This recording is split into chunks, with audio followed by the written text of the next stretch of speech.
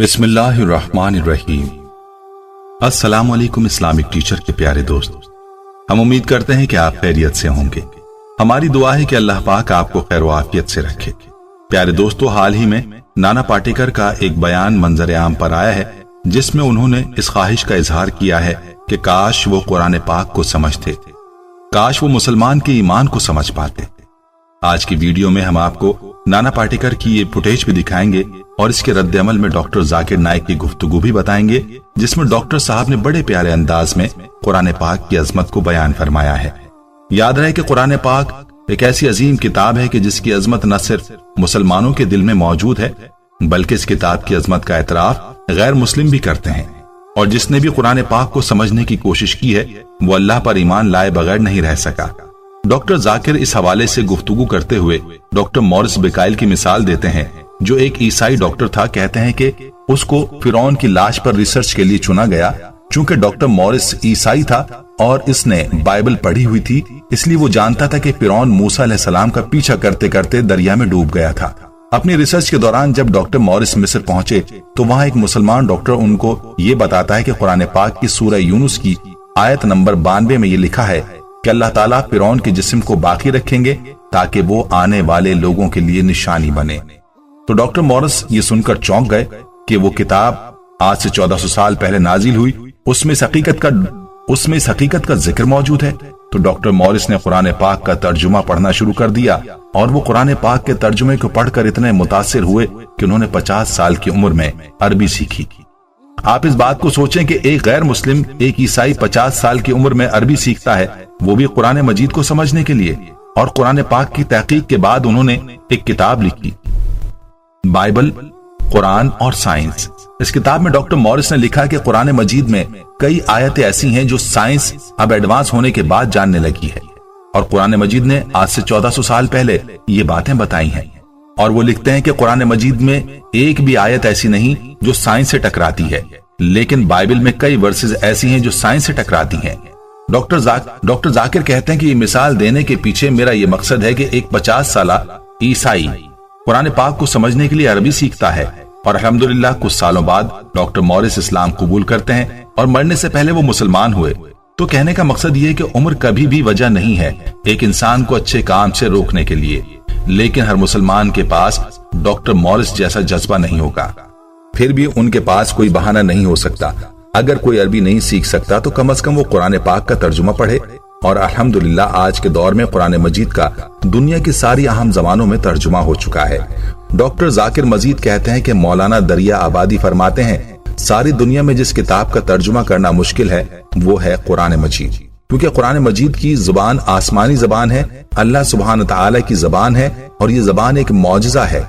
इसलिए कुरान मजीद का 100% सही तर्जुमा करना मुश्किल है। लेकिन अल्हम्दुलिल्लाह उलमाए किराम की काबिशों के बाद कुरान मजीद का दुनिया की कई जबानों में तर्जुमा हो चुका है। इसलिए अगर हम कुरान का तर्जुमा पढ़ें तो अल्लाह सुब्हान तआला का जो पैगाम है हमें इसके बारे में पता लगेगा। और याद रहे कि आपको कुरान मजीद का तर्जुमा उस जबान में पढ़ना चाहिए जिस जबान में आप महारत रखते हैं। अगर आपको उर्दू में महारत है तो उर्दू में पढ़िए, अगर आपको हिंदी में महारत है तो हिंदी में पढ़िए, अगर आपको इंग्लिश में महारत है तो इंग्लिश में पढ़िए, लेकिन कुरान मजीद का तर्जुमा पढ़ना लाजिम है। अगर आप अरबी जबान नहीं जानते कि आप अल्लाह ताला का आखिरी पैगाम समझ सकें, लेकिन हम मुसलमान बहाने बनाते हैं। कोई कहता है कि मैं इतना मशगूल हूँ अपनी तिजारत में कि मुझे कुरान मजीद पढ़ने का वक्त नहीं मिलता। अगर उन लोगों को देखा जाए जो रोजाना यूनिवर्सिटी जाते हैं तो वो अपनी जिंदगी में कई किताबें पढ़ते हैं और कई किताबें याद कर लेते हैं। तो क्या ये जरूरी नहीं कि हमारे खालिक हमारे रब के आखिरी पैगाम को समझ कर पढ़ें? और आप ये जो दुनियावी तालीम हासिल करते हैं, ये तालीम आपको इस दुनिया में फायदा पहुंचा सकती है या नहीं? कई ग्रेजुएट्स हैं, कई पोस्ट ग्रेजुएट्स हैं जिनको फारिग होने के बाद भी नौकरी नहीं मिलती, और कई लोग ऐसे होते हैं कि जो जिस फन में ग्रेजुएट करते हैं उस फन को छोड़कर दूसरे फन में तिजारत करते हैं या कोई दूसरा काम धंधा करते हैं।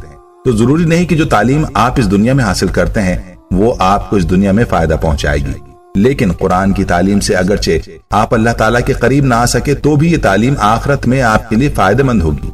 अल्लाह ताला सूरह बकरा में आयत नंबर 1 और 2 में फरमाते हैं, ये किताब है जिसमें कोई शक नहीं, ये हिदायत है मुत्तकियों के लिए। और इस बात में कोई शक नहीं कि ये मुत्तकियों के लिए हिदायत है, और इसका फायदा दुनिया में भी है, आखिरत में भी इसका फायदा है। और सूरह कहफ में अल्लाह ताला फरमाता है कि इस कुरान में अल्लाह ताला ने कई मिसालें ऐसी बयान फरमाई हैं जो इंसानों के लिए फायदेमंद हैं। और सूरह ज़मर में भी अल्लाह ताला फरमाता है कि कुरान पाक में ऐसी बहुत सी मिसालें हैं जो इंसानों के लिए फायदेमंद हैं। तो मालूम हुआ कि अगर आप कुरान पाक को समझेंगे तो इसका न सिर्फ आपको दुनिया में बल्कि आखिरत में भी इसका आपको फायदा होगा। और आप इतना वक्त जाया करते हैं डिग्री हासिल करने के लिए, दुनियावी तालीम हासिल करने के लिए, कुरान मजीद को पढ़ने के लिए कितना वक्त चाहिए? अगर आप कुरान मजीद को साथ साथ पढ़ेंगे तो चंद दिनों में आप कुरान पाक को तर्जुमे के साथ पढ़ सकते हैं।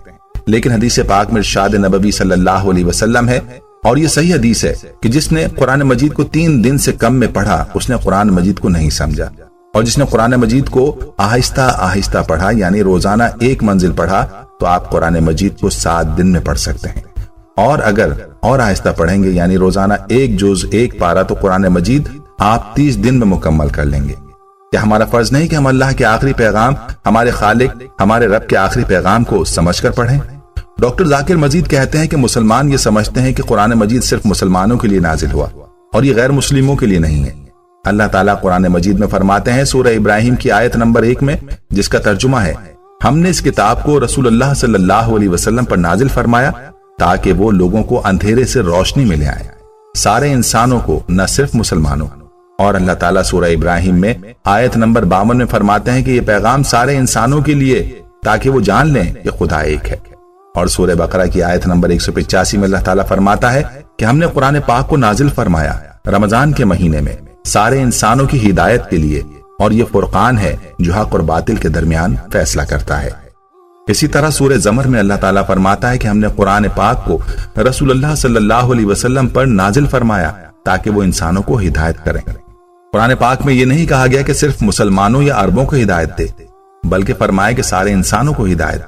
कुरान मजीद सिर्फ मुसलमानों के लिए नहीं बल्कि सारे इंसानों के लिए है। अल्लाह ताला कुरान पाक में सूरह अंबिया की आयत नंबर 107 में फरमाते हैं, हमने मोहम्मद सल्लल्लाहु अलैहि वसल्लम को नहीं भेजा लेकिन रहमत बना के सारे इंसानों के लिए, सारे आलमों के लिए। मतलब ये कि मोहम्मद सल्लल्लाहु अलैहि वसल्लम सिर्फ मुसलमानों के लिए रहमत बनाकर नहीं भेजे गए बल्कि सारे इंसानों और सारे आलमों के लिए रहमत बनाकर भेजे गए। दोस्तों, इस गुफ्तगू को सुनने के बाद ये अंदाजा होता है कि कुरान पाक को समझना कितना जरूरी है। लेकिन अफसोस है कि मुसलमान गफलत में डूबा हुआ है और इसी बात की तमन्ना नाना पाटेकर ने अपनी जबान से भी की है। अल्लाह से दुआ है कि अल्लाह ताला हमें कुरान को समझने की तौफीक अता फरमाए और इसके मुताबिक जिंदगी बसर करने की तौफीक अता फरमाए, आमीन। प्यारे दोस्तों, हम ये उम्मीद करते हैं कि आपको हमारी आज की ये वीडियो जरूर पसंद आई होगी। अगर आपको हमारी आज की ये वीडियो पसंद आई है तो आपसे गुजारिश करते हैं कि आप हमारे चैनल इस्लामिक टीचर को जरूर सब्सक्राइब कर लें और साथ ही लगे बेल के बटन को भी प्रेस कर दें ताकि आपके पास हमारी आने वाली मजीद मालूमाती वीडियोस का नोटिफिकेशन मिलता रहे। सब्सक्राइब के साथ साथ हमारी वीडियोस को लाइक भी करें और अपनी कीमती राय का इजहार कमेंट्स में जरूर करें। कमेंट्स में आप अपने सवालात भी हम तक पहुंचा सकते हैं। अल्लाह ताला आपको अपने हिफ्ज़-ओ-मान में रखे।